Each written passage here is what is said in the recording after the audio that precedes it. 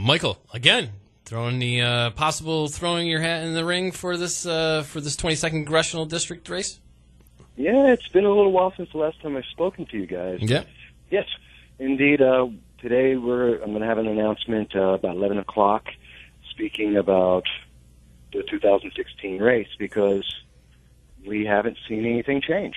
Mm-hmm. And you picked an interesting location to do so as well? Yeah, in front of the offices of Congressman Hanna. Representative Hanna, he needs a statement.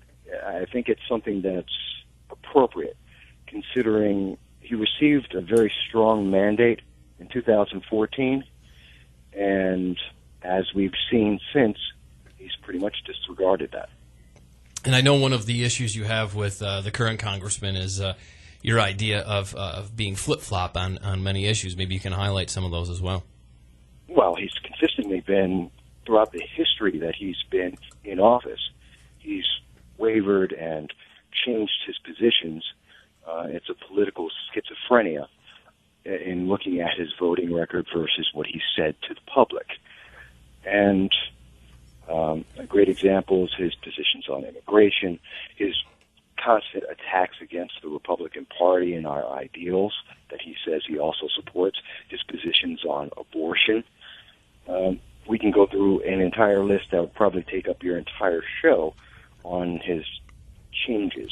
Well, talk about immigration for a moment there, because that's such a hot topic. We've been talking about it all week here on the show with the closing of borders from certain U.S. states. What's your opinion on immigration right now and in the future? What should our policies be vis-a-vis what his are that you're saying aren't good?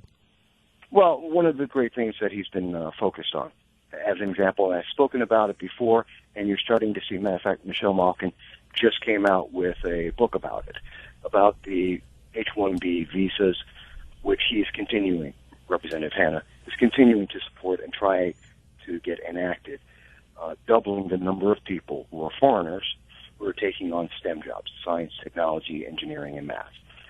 These are great paying jobs that we need, and we actually have roughly, depending on which study you look at, between 2 to 4 Americans for every one job that's available. But Representative Hanna has continued, in the past and continues to struggle to try and get more of these STEM jobs to foreigners than Americans. I have yet to hear of any person in the New York 22nd District where we need jobs that agrees that we should give these jobs to foreigners rather than Americans. And how many times has Representative Hanna come out and said that he believes the Republican Party is political theater? Matter of fact, he said that in September. I disagree with him. We have strong values. We have strong plans. We have immigration laws that our president is disregarding against the Constitution, overreach of his executive powers.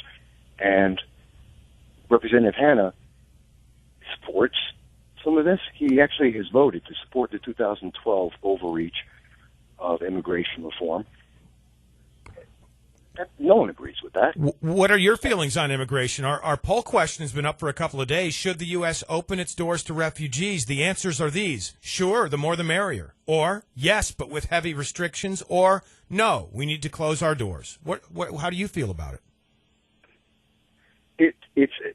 I wish it was as simple as yes or no, because let's take into account, America is a great nation. We're one of the most giving nations in the world. We help everyone, especially when they're in need. I have no problem with us helping some Syrian refugees, some. But President Obama has stated that he wants to take in over 100,000 refugees. You know, in the Sudan, there is a place called Darfur. It is a known genocide that has been going on for nearly a decade. We've taken in approximately 30,000 Darfur refugees, people who are being slaughtered wholesale. Over 1 million have been displaced. Well over 400,000 have been killed in a decade that we know and is recognized around the world as a genocide. And President Obama is ignoring those people for the Syrians. Why? Good questions. We're going to take those people in without giving them background checks. At the same time that we're watching in Paris last night, they're continuing to set off suicide bombs. They're fighting against police. We've seen soccer games being shut down in Brussels and in Hanover, Germany, because of possible threats. This is all happening at the same time that massive waves of Syrian refugees, many of them questionable, are coming in. And he wants to open up our doors without any concerns or checks to say, let them in. No, Talking I don't agree with to Michael Vasquez, planning a big announcement today about the 22nd congressional seat, and you're listening to the Talk of the Town at 100.7 FM WUTQ. Yeah, Mike, last time announcing that you would enter that congressional race in April 2013 for the 2014 congressional race. Maybe today the idea, I'm not sure if you're giving that up yet, but the idea of maybe running for that same seat in 2016, any different approach that you see that you may take this time around? Well, I think this time around it's the same thing. It's the same because we have the same representatives right. doing the same things. We're not seeing anything better come out there. All we've got since 2014 is embarrassment. We have been embarrassed. The national outcry that came out after the Benghazi statement that our representative made, who has no knowledge of what's actually going on, is embarrassing for us. He's speaking for the people of the New York 22nd, and that's not our voice. We want to know what happened and to make sure that our people overseas are protected. He didn't say anything to help us with that. His attacks against Republicans and the fact that he's been isolated in Congress, he's ineffective. He's isolated himself from the Republican Party, and the Democrats have no concern about helping him out. He can't get a single bill passed.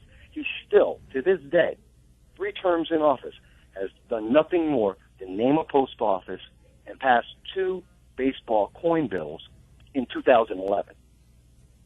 Mike, can't get anything done. City of Binghamton resident, you're a homeowner there, a small business owner.